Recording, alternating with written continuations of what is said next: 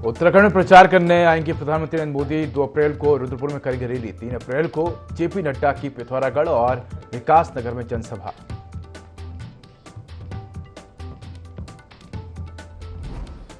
मौसम खराब के चलते सीएम धामी नहीं पहुंच पाए। गंगोलीहाट फोन से जनता को किया संबोधित। अजय टम्टा के पक्ष में लोगों से की वोट की अपील।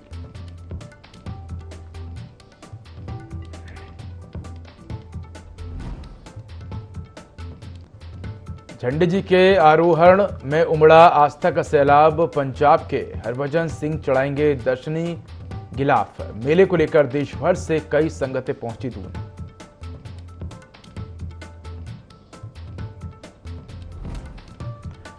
उत्तराखंड में बदला मौसम का मिजाज। पहाड़ से मैदान तक शुरू हुई बारिश। गंगोत्री धाम में हुई बर्फबारी। तेज हवाओं ने बढ़ाई ठंडक।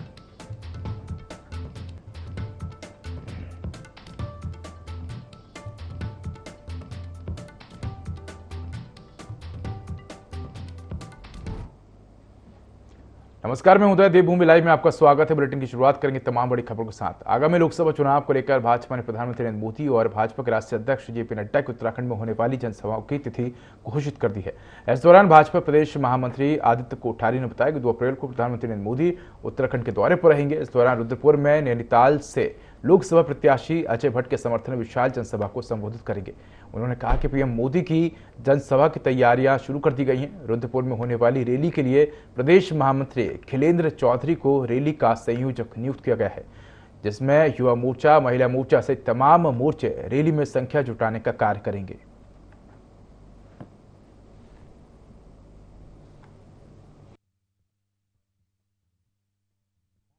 यशस्वी प्रधानमंत्री आदरणीय नरेंद्र मोदी जी 2 अप्रैल को उत्तराखंड के दौरे पर आ रहे हैं। रुद्रपुर में अजय भट्ट जी जो हमारे नैनीताल के प्रत्याशी हैं, उनके समर्थन में 2 अप्रैल को 11 बजे एक विशाल जनसभा को संबोधित करेंगे। हमारे प्रदेश की टीम तैयारी में लगी हुई है। प्रदेश के मुख्यमंत्री आदरणीय पुष्कर सिंह धामी जी, प्रदेश के यशस्वी प्रदेश अध्यक्ष आदरणीय महेंद्र भट्ट जी उनकी तैयारी के लिए जुटे हुए हैं। सभी मोर्चे उनकी रैली में संख्या एकत्रित करने के लिए, संख्या जुटाने के लिए लग गए हैं और लगभग 1 लाख से अधिक वहां पर संख्या उनकी जनसभा में रही।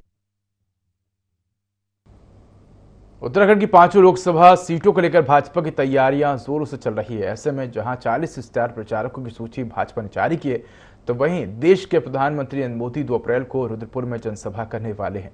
साथ ही भाजपा के राष्ट्रीय अध्यक्ष जेपी नड्डा भी 3 अप्रैल को पिथौरागढ़ और विकास नगर में 2 सभाएं प्रस्तावित हैं।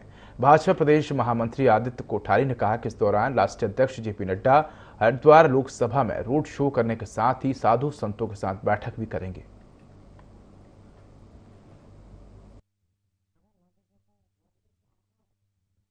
अध्यक्ष आदरणीय जेपी नड्डा जी का कार्यक्रम भी प्रस्तावित है। पिथौरागढ़ में और विकास नगर 2 सभाएं उनकी होनी है। इसी के साथ में हरिद्वार लोकसभा में नड्डा जी रोड शो भी करेंगे और साधु संतों के साथ में बैठक भी करेंगे। यह भी कार्यक्रम प्रस्तावित है। इसके अलावा गृह मंत्री आदरणीय अमित शाह जी हरिद्वार लोकसभा के भगवानपुर में एक विशाल जनसभा को संबोधित करेंगे। ये सभी कार्यक्रम 6-7 अप्रैल तक होने की संभावना। उत्तरकाशी मुख्यालय के नजदीकी क्षेत्र जोशियाड़ा के कलेश्वर मार्ग के निवासी इस बार वोटिंग नहीं करेंगे। दरअसल उनका कहना है कि बीते 20 साल से नगरपालिका उत्तरकाशी के वार्ड नंबर 8 में जल भराव की स्थिति बनी हुई है, जिससे लोगों के घर में पानी भर जा रहा है, जिसका कोई समाधान नहीं निकल रहा है, जिसके कारण यहाँ के लोग चुनाव बहिष्कार कर रहे हैं। हालांकि स्वीप टीम ने यहां जाकर इन्हें समझाने की कोशिश की, लेकिन यहां के निवासी अपने फैसले पर अडिग बने हुए हैं।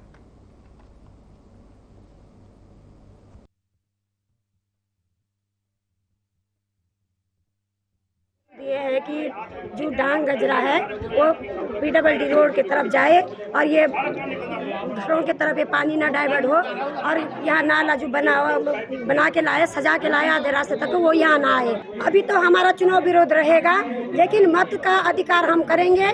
लेकिन नेता हम ऐसे चुन के भेजेंगे जो हमारी सुनेगा।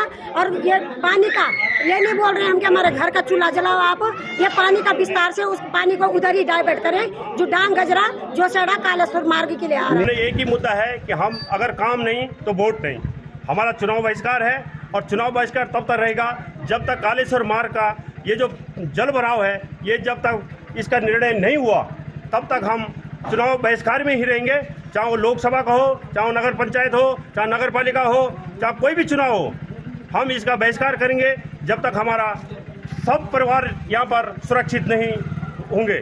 हमारा जो बहिष्कार है तो बहिष्कार ही है, काम नहीं है तो वोट नहीं। मेन मुद्दा ये है कि हमारा जो ये कालेश्वर मंदिर मार्ग का जो रास्ता है वो बन जाए और डांग नाले का जो है ट्रीटमेंट हो जाए, और बस इतना ही हमारा काम है। हमने कई बार बता दिया सभी अधिकारियों को, आने वाले छोटे से छोटे वर्ग के सबको बता रखा कि ये काम कर दो, हम आपके हैं। मुद्दा सिर्फ एक ही है कि इस निर्माण कार्य को तत्काल सही किया जाए। डांग गजेरे से जो पानी आ रहा है उसका ऑपरेशन किया जा रहा है, उसको लिंक किया जाए ऊपर सड़क के सड़क होते हुए, जिसका कि एक बार पहले भी इसके बारे में बात चली थी और पुनः हमारी वही मांग है और तब से और अभी तक वही लड़ाई और वही मांग और वही बात है। नयापन इसमें कुछ नहीं है। हमारा एक ही मुद्दा है और यही है कि हमारा कार्य कर दीजिए और संवैधानिक अधिकार है, उसके हकदार सब हैं। चुनाव भी होगा और सब कुछ होगा। आगामी लोकसभा चुनाव के मद्देनजर रानीपुर पुलिस और पैरामिलिट्री फोर्स की संयुक्त टीम ने रानीपुर के गढ़मीरपुर में फ्लैग मार्च निकाला। एसएसपी हरिद्वार प्रमेंद्र डुबाल के निर्देश अनुसार रानीपुर कोतवाली के चौकी इंचार्ज मनोज कुमार ने पुलिस बल और पैरामिलिट्री फोर्स के साथ पंचपुरी गढ़मीरपुर में फ्लैग मार्च निकाला। इस दौरान काफी संख्या में रानीपुर पुलिस और पैरामिलिट्री फोर्स के जवान मौजूद रहे। इस मौके पर लोगों को मतदान के लिए जागरूक किया गया।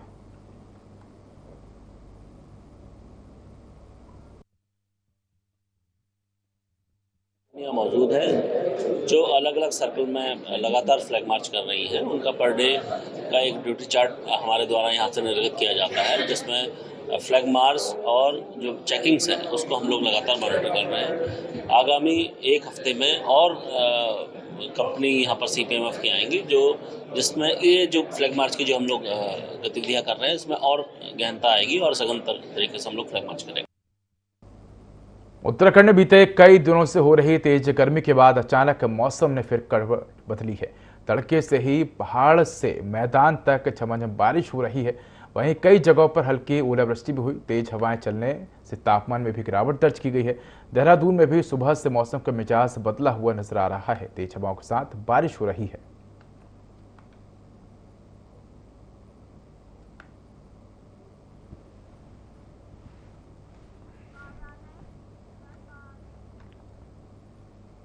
टिहरी संसदीय सीट से भाजपा प्रत्याशी माला राज्य लक्ष्मी शाह ने मसूरी में चुनाव कार्यालय का उद्घाटन किया। इस दौरान भाजपा कार्यकर्ताओं के साथ मसूरी विधायक और कैबिनेट मंत्री गणेश जोशी भी मौजूद रहे। इस मौके पर भाजपा प्रत्याशी माला राज्य लक्ष्मी शाह ने कहा कि उन्हें जनता का पूरा समर्थन मिल रहा है। साथ ही कहा कि उम्मीद है कि एक बार फिर लोग उन्हें सेवा का अवसर देंगे। उन्होंने कहा कि कुछ लोगों में नाराजगी है जिसे दूर कर दिया जाएगा।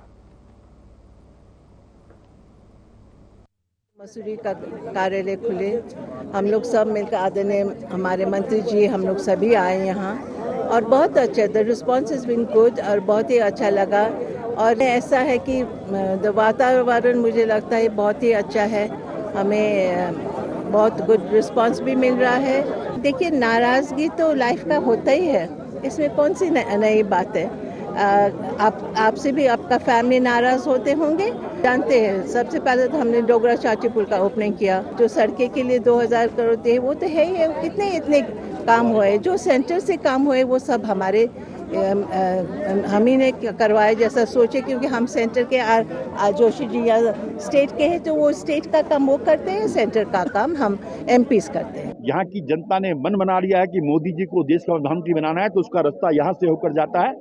और मैंने यहाँ की जनता के भरोसे पर आपको वायदा किया है कि हम पिछली बार से जीत का अंतर दुगुना करेंगे, क्योंकि आज कांग्रेस की स्थिति ये हो गई कि लोग उनका टिकट देने को तैयार नहीं थे।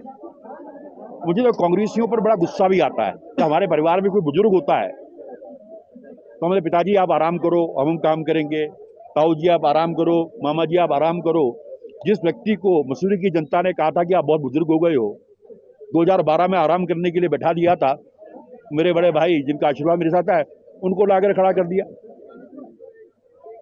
तो जनता में बहुत गुस्सा है कि हमारे इतने बुजुर्ग आदमी को जो है घर आराम करना था और आपने फिर खड़ा कर दिया। तो जनता उसका भी हिसाब लेगी और महारानी जो है 42,000 वोटों से। नानकमत्ता गुरुद्वारा के कार सेवक डेरा प्रमुख बाबा तरसेम सिंह की हत्या के मामले पर राजनीति भी शुरू हो गई है। कांग्रेस ने जहां इस हत्याकांड की निंदा की है, वहीं बीजेपी की सरकार की कार्यशैली पर भी सवाल खड़े किए हैं। कांग्रेस पार्टी के प्रदेश प्रवक्ता शिशपाल विष्ट का कहना है कि दिन दहाड़े खुलेआम गुरुद्वारे के प्रमुख सेवादार की हत्या होना साबित करता है कि उत्तराखंड में कानून व्यवस्था पूरी तरह से चौपट हो चुकी है। उन्होंने कहा कि प्रदेश में लोगों की जान माल की सरकार को अब चिंता नहीं है। उन्होंने कहा कि देहरादून में भी वारदातें होना आम बात हो गई है, उसके बावजूद पुलिस प्रशासन मूक दर्शक बना हुआ है। हत्या हो रही है, बेटियों के साथ बलात्कार की इतनी घटनाएं हैं कि हम गिन नहीं पा रहे। आखिर राज्य में कानून व्यवस्था की जिम्मेदारी किसकी है? पुलिस प्रशासन मूक दर्शक बना हुआ है। सरकार जो है कानून व्यवस्था पर लगाम नहीं लगा पा रही है। उत्तराखंड के जनमानस में भय व्याप्त है। बेटियां जो है घर से निकलने में अपने को असुरक्षित महसूस कर रही हैं। सरकार को इस मामले को गंभीरता से लेना होगा और तत्काल जो है हत्यारों की गिरफ्तारी होनी चाहिए। इसके पीछे क्या प्लानिंग थी, क्या षड्यंत्र था, उस सबका जो है शीघ्र खुलासा होना चाहिए, वरना जो है विपक्ष को आंदोलन के लिए बाध्य। राजधानी देहरादून में लगने वाला प्रसिद्ध झंडा जी का मेला शुरू हो गया है। दरबार साहिब में झंडा जी का आरोहण होना है। पंजाब और देश के अन्य क्षेत्रों से संगतें पहले ही देहरादून के झंडा दरबार साहिब में पहुंच चुकी हैं। लाखों की संख्या में दरबार साहिब में भक्त पहुंचे हैं। बता दें कि देहरादून झंडा साहिब की ही नगरी कहलाती है। हर साल झंडा मेले में लाखों लोग देहरादून पहुंचते हैं। झंडा दरबार साहिब के महंत देवेंद्र दास ने सभी भक्तों को आशीर्वाद दिया। दरबार साहिब के महंत गुरु देवेंद्र दास से भक्तों ने आशीर्वाद दिया और देश समाज के हित में काम करने का आह्वान किया।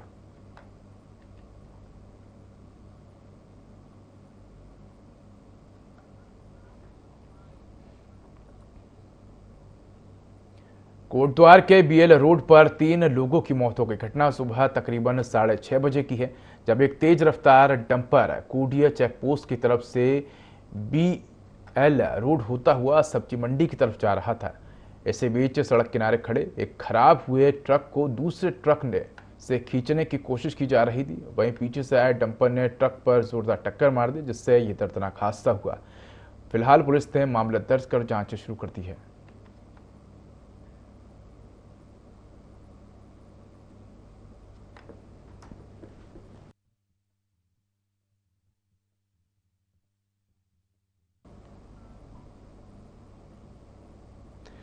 कांग्रेस जल्द चलाने जा रही है मैं हूं पप्पू अभियान। यह कहना है कांग्रेस के वरिष्ठ नेता और उत्तराखंड के पूर्व मुख्यमंत्री हरीश रावत का। दरअसल हरीश रावत अपने बेटे वीरेंद्र रावत के चुनावी कार्यालय के उद्घाटन के मौके पर पहुंचे थे, जहां उन्होंने पत्रकारों से वार्ता करते हुए कहा कि गप्पू समाज के लिए खतरनाक होता है, जबकि एक पप्पू जो अपनी मां का प्यारा होता है और उसको सब प्यार करना चाहते हैं और उसके साथ सबकी शुभकामनाएं होती हैं। उन्होंने कहा कि आवश्यकता पड़ी तो कांग्रेस से जल्द ही मैं भी पप्पू हूं अभियान की शुरुआत करेगी। साथ ही उन्होंने पूरा भरोसा दिलाया है कि हरिद्वार सहित उत्तराखंड की 5 सीट कांग्रेस जीतने जा रही है। आयाराम गायाराम थे, वो तो पहले भी आयाराम गया। एक कठिन परिश्रम पर आधारित जीत होगी और जीत होगी। कांग्रेस कार्यकर्ताओं में उत्साह है और कठिन परिश्रम करने के लिए सब प्रतिबद्ध हैं, इसलिए जीत। उत्तराखंड में मौसम का मिजाज बदला हुआ नजर आ रहा है। निचले इलाकों में जहां बारिश का सिलसिला जारी है, तो वहीं ऊंचाई वाले इलाकों में बर्फबारी होने से तापमान में गिरावट दर्ज की गई है। उत्तरकाशी में भी बारिश और बर्फबारी से मौसम खुशनुमा हो गया है। गंगोत्री, यमुनोत्री सहित हर्षिल और धराली में बर्फबारी होने से लोगों को गर्मी से राहत मिली है, तो पर्यटकों में खुशी की लहर है।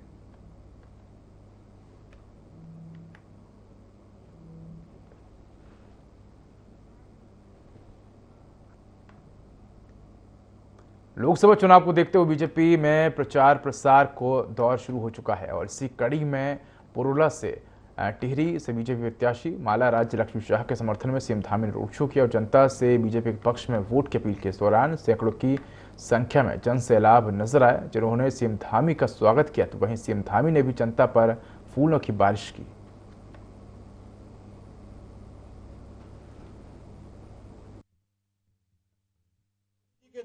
भारत ने विकास की भी अभूतपूर्व गाथा लिखी है। इस चहुमुखी विकास यात्रा में आप सभी का योगदान है, क्योंकि 2014 में आपने उनको प्रधानमंत्री बनाया, बहुत सारे काम आगे बढ़े, बहुत सारे कठिन फैसले हुए। 2019 में फिर से आपने उनको प्रधानमंत्री बनाया, देश तेजी से आगे बढ़ा, दुनिया में हमारा मान सम्मान नाम तेजी से आगे बढ़ा, हर क्षेत्र में हमारी प्रगति हुई। अब तीसरी बार जब वो देश के प्रधानमंत्री बनेंगे तो भाइयों बहनों भारत और तेजी से आगे बढ़ेगा। उनके तीसरे टर्म में भारत दुनिया की तीसरी सबसे बड़ी अर्थव्यवस्था बन जाएगा, दुनिया में तेजी से विकास करने वाला भारत बन जाएगा। आत्मनिर्भर भारत तेजी से बनने की दिशा में हम आगे बढ़ेंगे। यह आपके एक वोट की ताकत है कि आज हमारे उत्तराखंड सहित संपूर्ण भारत में विकास के नए नए कीर्तिमान स्थापित हो रहे हैं। विभिन्न योजनाओं के जरिए मोदी जी ने आज छोटे पैदा होने वाले नवजात बच्चे से लेकर बुजुर्ग तक को सभी को अपने परिवार का सदस्य मानकर काम किया है। उनके जीवन में हर प्रकार की सुख सुविधाएं हों, उसके लिए हर संभव उन्होंने प्रयास किया है। इसलिए आज पूरा देश मोदी जी को भी अपना परिवार मानने लगा है। आपने देखा होगा हर एक व्यक्ति मोदी जी को अपने परिवार का सदस्य मानता है। चाहे आज हम देखें बहुत सारी योजनाएं उन्होंने चलाई, जनधन योजना चलाई, उज्ज्वला योजना चलाई, किसान समृद्धि योजना चलाई, पीएम आवास योजना, प्रधानमंत्री आवास योजना, जिसमें 4 करोड़ से भी ज्यादा आज देश के लोगों को मकान मिल चुके हैं। आयुष्मान भारत योजना, हमारे उत्तराखंड में 55 लाख लोगों के आज आयुष्मान योजना के कार्ड बन चुके हैं। हर एक व्यक्ति को 5 लाख रुपए तक की 1 साल में इलाज की गारंटी सुनिश्चित की है। गरीब कल्याण अन्न योजना, जब देश के अंदर महामारी आ गई, उस महामारी के समय में किसी के घर का चूल्हा न बुझे, किसी को भूखे पेट न सोना पड़े, हर एक को राशन देने की व्यवस्था भारत सरकार में मोदी जी ने सुनिश्चित की। उत्तराखंड में लोकसभा चुनाव के लिए भाजपा ने पूरी ताकत झोंक दी है। सीएम पुष्कर सिंह धामी खुद चुनाव प्रचार में जुटे हैं। सीएम धामी थराली पहुंचे, जहां उन्होंने पौड़ी लोकसभा सीट से बीजेपी प्रत्याशी अनिल बलूनी के समर्थन में रोड शो किया। इस मौके पर जनसभा को संबोधित करते हुए सीएम धामी ने सरकार के विकास कार्यों को गिनाया। सीएम धामी ने कांग्रेस पर हमला बोलते हुए कहा कि मुगलों और अंग्रेजों के बाद देश को कांग्रेस ने लूटा है। कांग्रेस के समय विकास के बजाय भ्रष्टाचार चरम पर था।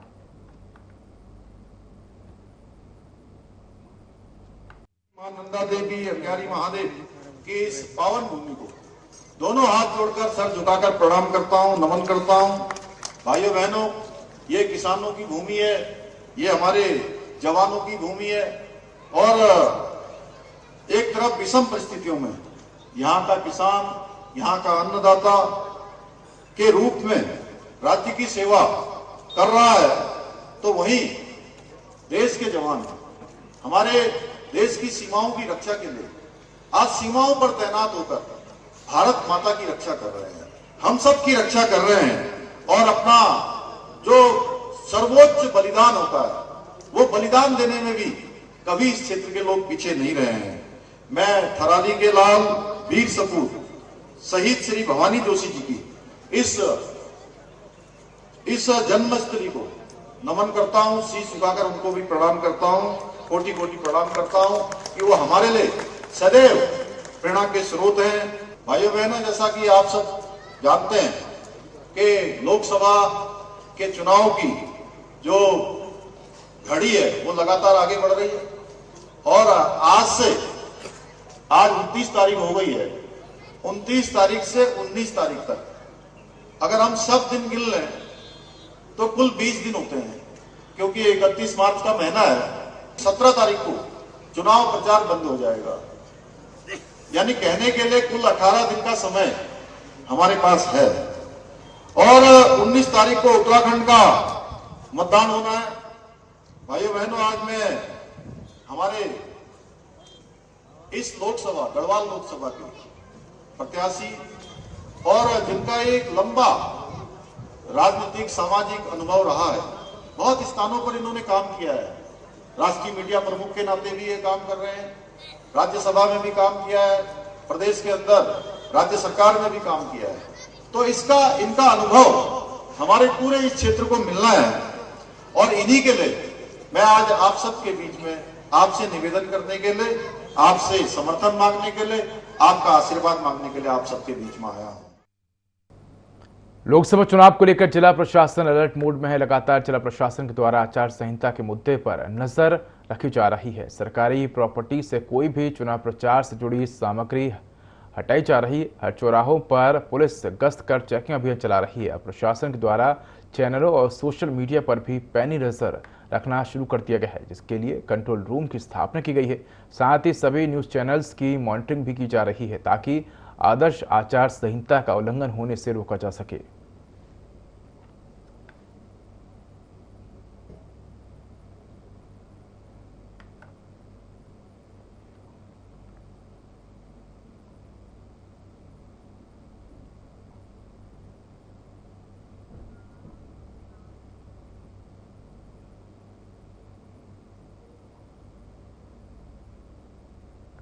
उत्तराखंड लोकसभा चुनाव में चुनाव आयोग से नामांकन पत्रों की जांच के बाद 7 नामांकन निरस्त हो गए हैं, जिसके बाद अब कुल 56 प्रत्याशी चुनाव मैदान में रह गए हैं।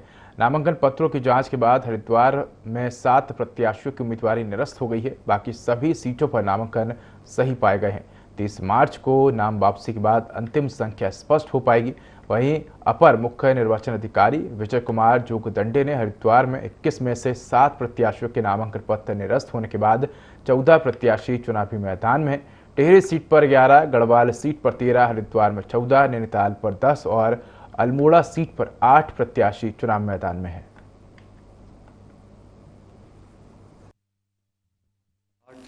नॉमिनेशंस वैलिड पाए गए हैं। नैनीताल उल्लासनगर सीट पर 10 नॉमिनेशंस वैलिड पाए गए हैं और हरिद्वार में 14 नॉमिनेशंस वैलिड पाए गए हैं। हरिद्वार संसदीय क्षेत्र के अंतर्गत 7 रिजेक्ट हुए हैं, वो टेक्निकल ग्राउंड पर रिजेक्ट हुए हैं।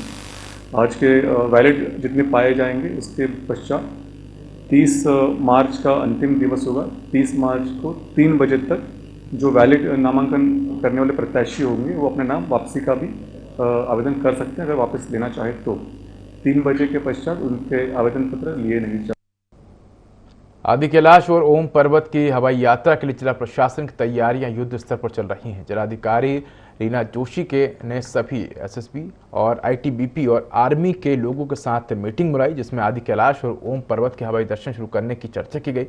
जिलाधिकारी रीना जोशी ने बताया कि ओम पर्वत और आदि कैलाश की हवाई यात्रा को लेकर एसएसबी, आईटीबीपी, आर्मी और टूरिज्म के साथ मीटिंग की गई है, जिसमें 4 दिवसीय यात्रा को संपन्न किए जाने को लेकर चर्चा की गई ताकि यात्रा सही तरीके से संपन्न की जा सके। साथ ही यात्रा में किसी भी तरीके की कोई समस्या ना हो, इसके लिए मीटिंग में हर छोटी से छोटी बातों पर डिस्कस किया गया। हवाई यात्रा शुरू होने के बाद पिथौरागढ़ में टूरिज्म को काफ़ी बढ़ावा मिलेगा और बेरोजगार युवाओं को रोजगार के नए साधन भी मिलेंगे।